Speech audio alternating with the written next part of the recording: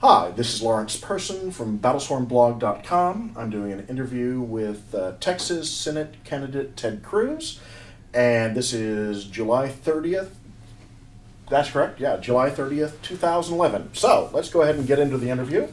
First of all, nice generic question to start with. If elected senator, what do you think are the top 3 priorities Congress should tackle in 2013? The very first thing Congress should do in 2013 is repeal every syllable of every word of Obamacare. The second thing Congress should do in 2013 is significantly reduce the size, spending, and power of the federal government. Pass a new budget that caps the federal budget, that cuts the federal budget, that caps spending going forward, and that proposes and sends to the state a strong, balanced budget amendment that requires a supermajority to raise taxes and that limits federal spending to a percentage of GDP. And the third thing Congress should do is significantly scale back the job-killing regulatory overreach that the Obama administration has pushed forward, that is stifling small business across the country and is destroying jobs all across this nation. An inability to control the border with Mexico is a big issue for both the nation in general and Texas in specific. Do you favor a path to citizenship for illegal aliens already in the U.S., stricter border enforcement, and or the building of a border wall, or some other policy or combination of policies? Well, there were a lot of questions in that piece. Let me lay out my position on immigration because I can state it simply and in one sentence. I am strongly opposed to illegal immigration. I am categorically opposed to amnesty. And I strongly support legal immigrants who follow the rules and come here seeking to work towards the American dream. Now, with respect to securing the borders, I approach this from the perspective of someone who spent much of his adult life in law enforcement. It makes utterly no sense that we don't know who's coming into this country. We don't know their criminal backgrounds. Our borders are largely unsecured. And particularly in a post-9/11 world, that is lunacy.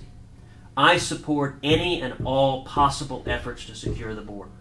That includes fences, that includes walls, that includes technology, that includes helicopters, that includes drones, that includes manpower, that includes employment verification, that includes approaching it as a law enforcement priority.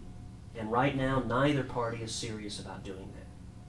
With respect to a path to citizenship or amnesty, I categorically oppose it. And the reason is, I've spent a lifetime working to defend the Constitution and uphold the rule of law.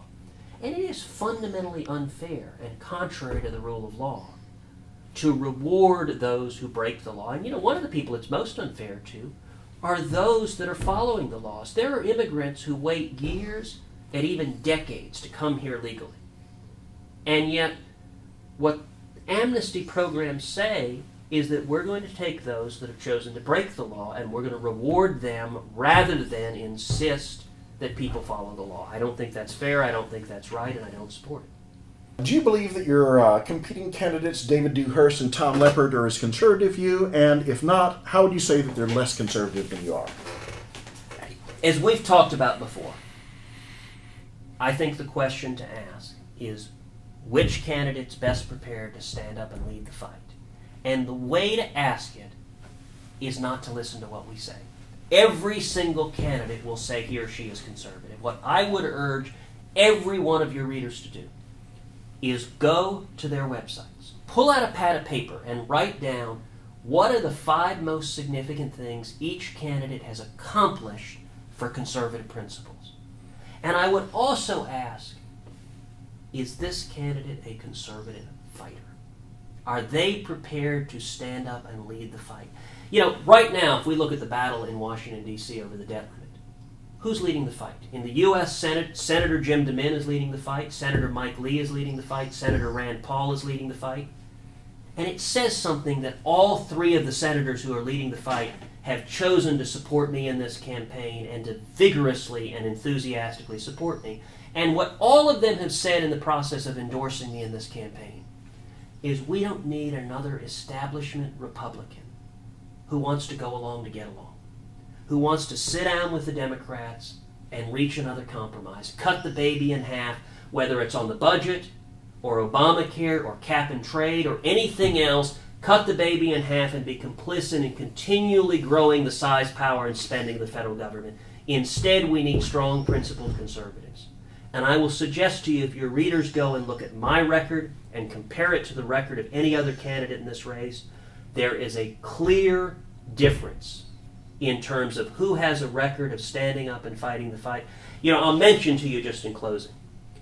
When I worked in the U.S. Justice Department, my boss was then Attorney General John Ashcroft. And Ashcroft used to say, if I'm ever accused of being a Christian, I'd like for there to be enough evidence to convict me. Mm-hmm.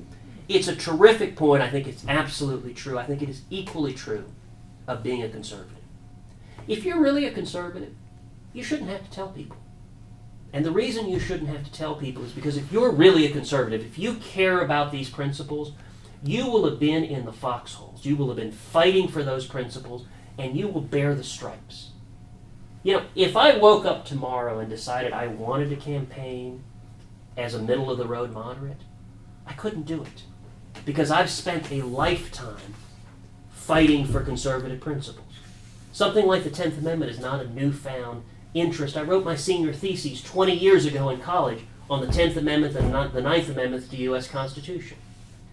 And so what I would urge to voters, you want to know who's sincere about conservative beliefs, you want to know who has a backbone and will fight for conservative beliefs, look at our records and see who's done so. And if they do that, they will see a very clear and stark distinction. Okay, well, thank you very much, Mr. Cruz.